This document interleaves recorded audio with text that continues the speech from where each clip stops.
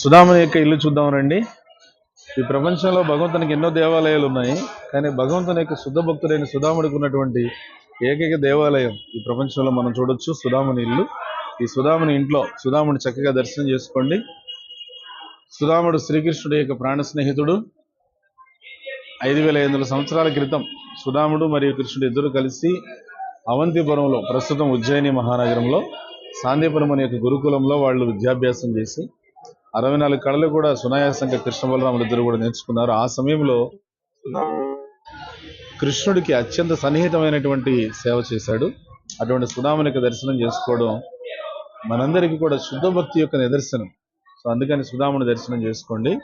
Hare Krishna Hare Krishna Krishna Krishna Hare Hare, Hare Rama Rama Rama Hare Hare. So సుధాముడు కృష్ణుడు ఇద్దరు కూడా గురుకుల పాఠశాలలో సాందీపురం వద్ద విద్యాభ్యాసం చేస్తున్నటువంటి సమయంలో ఒక రోజున కృష్ణుడికి సుధాముడికి ఇద్దరికి కూడా అడవిలో వెళ్ళేటప్పుడు కొన్ని పండ్లు లభిస్తాయి. ఆ పండ్లు లభించినప్పుడు సుధాముడు ఆ పండ్లు తీసుకొని కృష్ణుడికి ఇద్దామని చెప్పేసి అనుకొని ఆయన ఏం చేస్తాడంటే మొట్టమొదట ఒక పండు తింటాడు. తినగానే ఆయన ఒకసారి ఆలోచించి కృష్ణుడు వెంటనే చేయి చెప్తాడు, నాకేది అని. సుధాముడు చెప్తాడు, ఈ పండ్లు చాలా తీయగా ఉన్నాయి కాబట్టి నేను ఈ పండ్లు నీకు ఇవ్వాలనుకోవట్లేదు అని చెప్పి రెండో పండు తింటాడు. రెండో పండు తిన్నప్పుడు కృష్ణుడు మళ్ళీ చేయి చెప్తాడు, కనీసం 2 తిన్నావు, ఇంకా 6 ఉన్నాయి, అవన్నీ నాకు ఇవ్వగలవా అని. లేదు, ఈ పండు కూడా చాలా తీయగా ఉంది, అందుకే మిగతా నీకు ఇవ్వదలుచుకోలేదు నేను అని మూడో పండు, 4వది, 5వది, 6వది, 7వది అలా 7 పండ్లు తీసుకునేశాడు సుధాముడు కుచేలుడు. కృష్ణుడు చెయ్యి చేసి అడుగుతున్నా కూడా ఇవ్వడం లేదు. అందరికీ భగవంతుడు ఇస్తాడు, కానీ అలాంటి భగవంతుడు ఆయన ముందు చేయి చేసి అడుగుతుంటే పండ్లు ఇవ్వడం లేదు. చివరికి 8వ పండుకి కృష్ణుడు సుధాముడిని బలంగా నిర్దేశించి చేపట్టుకొని, నేను ఇంత బ్రతిమలాడి అడుగుతున్నా, నాకు ఒక్క పండు కూడా ఇవ్వడం లేదు, నువ్వు ఏమిటి సుధామ ఇది, ఇదేనా మన స్నేహం? 8 పండ్లు ఉన్నాయి, ఒక్క పండైనా నాకు పెట్టకుండా తినేస్తున్నావు నువ్వు అని చెప్పి ఆ 8వ పండు కృష్ణుడు బలవంతంగా సుధాముడి చేతుల్లోంచి తీసుకునేసి కృష్ణుడు ఆ పండు తిన్నాడు.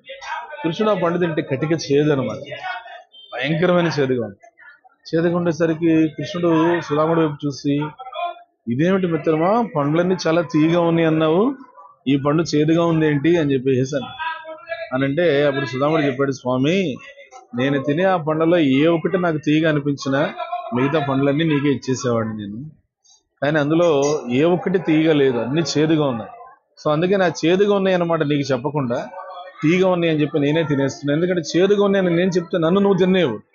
సో అందుకే నేనేమిటంటే ఏదైనా ఒక పండున తీయగా ఉంటే అది నీకు ఇవ్వాలా అని చెప్పి నా ఉద్దేశం. సో అందుకని నేను అన్ని తిన్నాను, అవి కట్టిగా చేదుగా ఉన్నాయి, అందుకే నీకు ఇవ్వలేకపోయాను స్వామి అని చెప్పేసి అన్నాడు.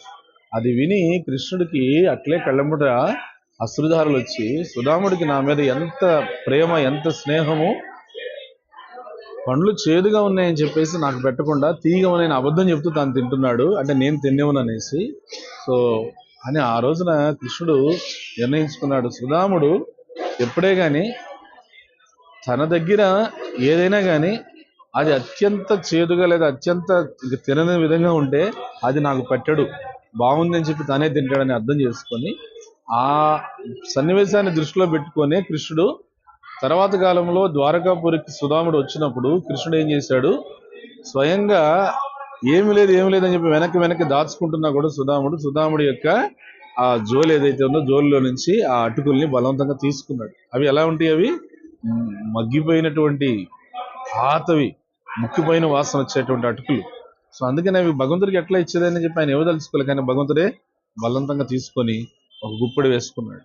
ఆ గుప్పెడు వేసుకొని తృప్తిగా తీసుకున్నాడు. తర్వాత రెండో గుప్పెడు వేసుకున్నాడు. అప్పటికి రుక్మిణీదేవి పరిగెత్తుకుంటూ వచ్చేసింది. సుధాముడి యొక్క పాదాలు కడిగి ఆ నీళ్ళన్నీ కూడా అందరి మీద చల్లాడు, అష్టభార్యల మీద చల్లాడు కృష్ణుడు. తర్వాత ఆ సుధాముని పాదాలు కడిగిన నీళ్లు తాను చల్లుకున్నాడు. అంతా అయిన తర్వాత మళ్ళీ మూడో గుప్పెడు అటుకులు తీసుకోబోతుంటే రుక్మిణీదేవి దండం పెట్టింది. ఇప్పటికే సుధాముడికి నా దగ్గర ఉండేటువంటి ఐశ్వర్యం అంతా కూడా ఆయనకి ప్రాప్తించింది స్వామి, ఇంకా నువ్వు మూడో గుప్పిడి కనుక తీసుకున్నావు అనుకో, మా దగ్గర ఉండే ఏకైక ఆస్తి నువ్వు కూడా ఆయనకి దాసుడికి వెళ్ళిపోవాల్సి వస్తుంది. అప్పుడు మేము ద్వారకాలో నాదుడు లేకుండా అయిపోతాము, దయచేసి మూడవ గుప్పుడు తీసుకోవద్దని చెప్తాడు. అప్పుడు ఆ విధంగా కృష్ణుడు సుధాముడిని అష్టైశ్వర్యాలతో అనుగ్రహించాడు అన్నమాట. అది మనకు అర్థమవుతుంది ఏంటంటే మనం మన దగ్గర ఉన్న బెస్ట్ కృష్ణుడికి ఇవ్వాలి. అంతేగాని సుధాముడు కృష్ణుడికి అటుకులు ఇచ్చాడు కదా అని చెప్పేసి మన దగ్గర కోట్లు కోట్లు డబ్బులు పెట్టుకొని ఆ 10 రూపాయలు పెట్టి అటుకులు తీసుకెళ్లి కృష్ణుడికి ఇచ్చేటువంటిది అది సుధామ భక్తి కాదు. అది అక్కడ సుధామ భక్తి ఏంటంటే to the best of our capacity. మనం భగవంతుడికి ఎంత శ్రేష్టమైనటువంటిది ఇవ్వగలమో అంత శ్రేష్టమైనది ఇవ్వాలి అని దాని అర్థం. అంతేగాని మన దగ్గర బోళ్ళంత దండం పెట్టుకునేసి స్వామికి మాత్రం 4 అటుకులు పెట్టేసి అష్టైశ్వర్యాలు ఇవ్వమని చెప్పేసి అడగడం అది కాదు సుధాముడి యొక్క సన్నివేశంలో సారాంశం. To the best of our capacity. భగవంతుడు నీకు 1000 ఇస్తే 1000లోంచి పెట్టు, లక్షలు ఇస్తే లక్షల్లోంచి పెట్టు, కోట్లు ఇస్తే కోట్లలోంచి పెట్టు. ఒకటే గుర్తు పెట్టుకోవాలి, భగవంతునికి నువ్వు ఎంత ఇస్తావో దానికి 10 మళ్ళీ నీ దగ్గరికే వస్తుంది. హరే కృష్ణ కృష్ణ కృష్ణ హరే హరే, హరే రామ రామ రామ హరే హరే. సుధామ కృష్ణ కీ జై, శీల ప్రభుపాద కీ జై, నితాయ గౌర్ ప్రేమనందే హరి హరి. ఆయన ప్రార్థన చేశాడు. అష్టైశ్వర్యాలు సుధాముడు ప్రార్థన ఏమిటంటే, కృష్ణ ఈ ధనం వల్ల నాకు గర్వం రాకూడదు, ఈ ధనం వల్ల నేను నిన్ను మర్చిపోకూడదు, ఈ ధనం వల్ల నీ సేవను నేను మర్చిపోకూడదని ప్రార్థన చేశాను. సో అందుకని సుధాముడి యొక్క జీవిత సారాంశాన్ని మనం గ్రహించి మన దగ్గర ఉన్నటువంటి శరీరము, మనస్సు, బుద్ధి, ఆస్తిపాస్తులు, పేరు, ప్రతిష్టలు సర్వం కూడా శ్రీకృష్ణుడి సేవకు సమర్పించాలనేది సారాంశం. హరే కృష్ణ కృష్ణ కృష్ణ హరే హరే, హరే రామ రామ రామ హరే హరే. గోవింద.